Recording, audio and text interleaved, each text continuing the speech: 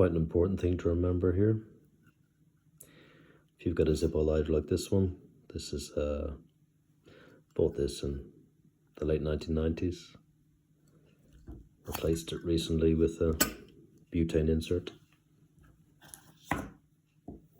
If you find that it's flickering and not really working properly, best thing to do is get something sharp like this, jab it in here, keep pushing down until all the air comes out.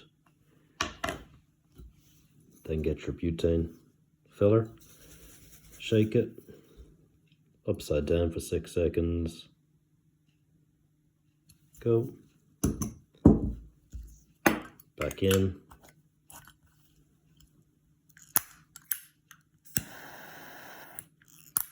Perfect.